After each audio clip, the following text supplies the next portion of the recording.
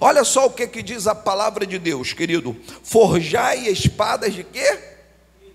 Das vossas relhas e lança das vossas podadeiras. Ou seja, essas ferramentas eram ferramentas de quê? Ferramenta de trabalho na agricultura. Não eram ferramentas de guerra, mas é como Deus está dizendo aqui para mim e para você nessa noite. Pega o que você tem, começa com o que você tem, sabe? Não dá para começar grande, começa pequeno.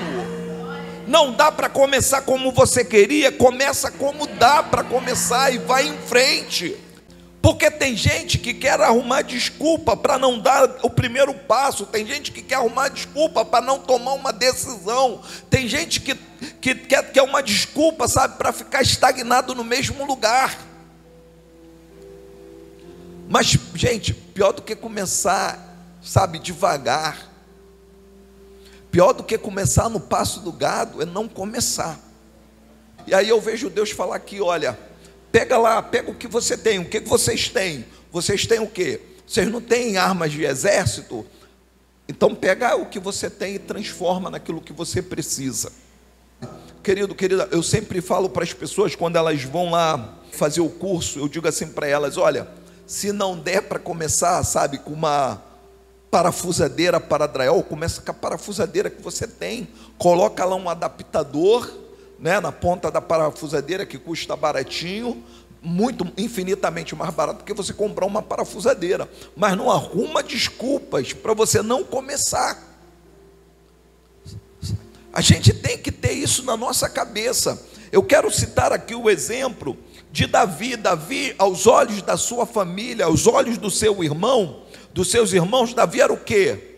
Era um fracassado, era um desprezado, até porque, segundo alguns historiadores, Davi deveria ser de mãe diferente, porque Davi era ruivo, e ruivo não é uma característica do povo judeu, ruivo era uma característica do povo de Esaú, e Davi era ruivo. E isso também ajuda a explicar um pouco por que ele cuidava das ovelhas malhadas, por que ele estava lá no deserto, por que o pai se lembrou dos outros irmãos e não se lembraram dele, porque não era um evento qualquer, era o evento da maior autoridade religiosa daquele país, que estaria na casa de Jessé. Então Jessé chama os outros filhos, só não chama Davi. Davi tinha tudo para ser um fracassado, para ser um qualquer. Mas Davi estava lá no meio do deserto, cuidando das ovelhas malhadas, e Davi tomou uma decisão: no meio do deserto eu vou adorar o Senhor. Porque Davi poderia carregar no seu coração mágoas e dizer: por que eu vou servir ao Senhor se eu sou desprezado dentro da minha casa? Por que eu vou adorar o Senhor se eu sou desprezado pela minha família?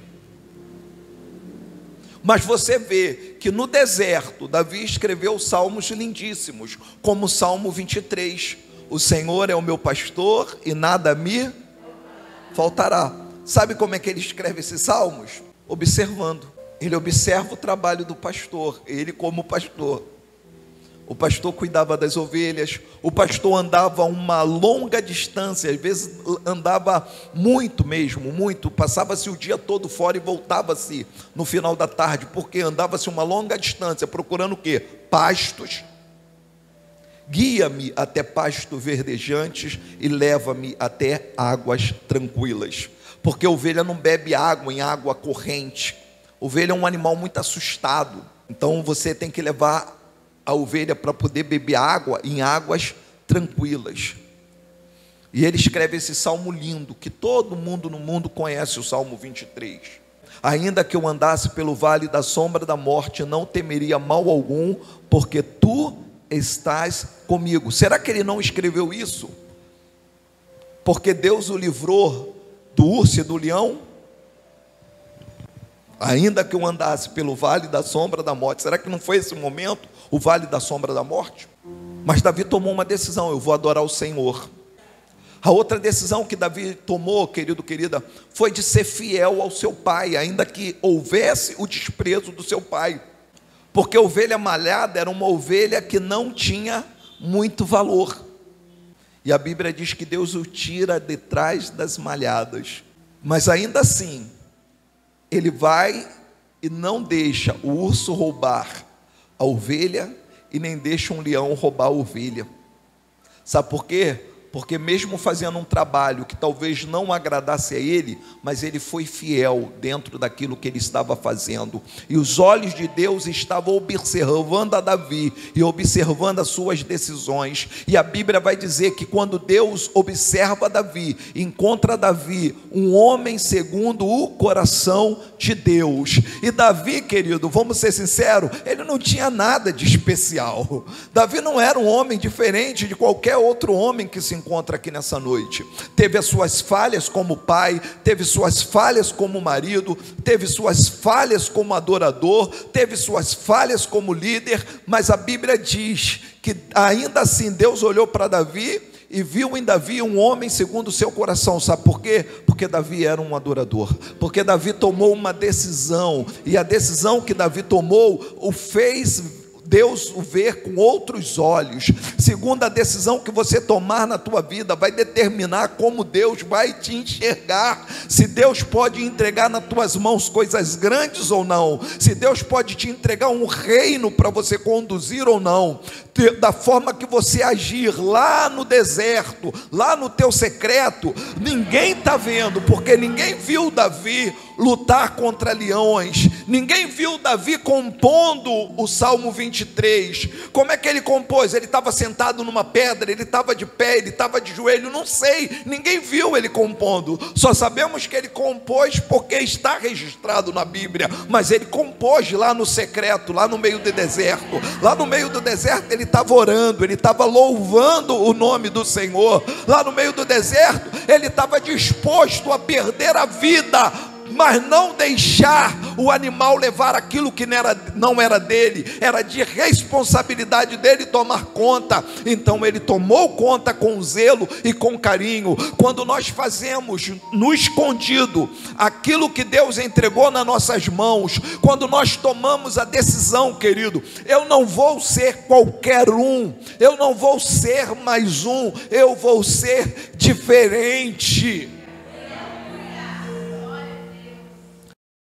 E são as decisões que eu estou tomando aqui no dia de hoje que me levarão lá na frente, que me farão ir mais longe. São as tuas decisões que você tomar hoje, no mês de junho, que você vai poder chegar lá em dezembro e dizer assim: olha, valeu a pena eu ter decidido lá atrás, valeu a pena eu tomar essa decisão, porque como eu falei aqui nessa noite, enquanto eu estava sonhando, eu não fui lá fazer uma faculdade, enquanto eu estava sonhando, porque sonhar é bom, igreja.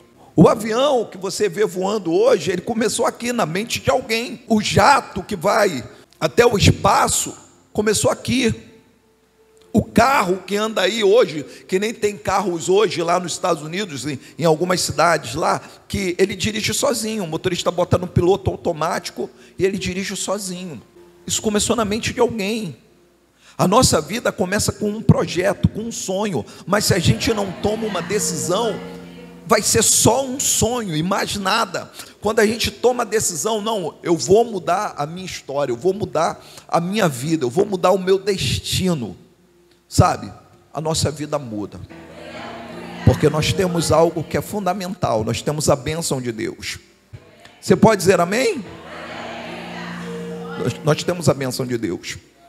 Quando nós tomamos uma decisão, essa decisão que tu toma hoje, você não sabe onde ela vai te levar. Você não sabe onde ela vai te levar, né? Porque a Bíblia diz assim: aquilo que o olho não viu, o ouvido não ouviu, aquilo que ainda não subiu ao coração do homem, é aquilo que Deus tem preparado para aqueles que o amam. Às vezes a gente nem sabe. Será que algum dia Davi pensou: eu vou sentar num trono, eu vou ser rei de Israel? Será que algum dia ele pensou isso? Porque ele não era nobre, ele não era de família nobre. Mas a decisão que ele tomou lá atrás, e ele fez com aquilo que ele tinha, e é isso que eu quero te dizer, querido: faça conforme as tuas forças,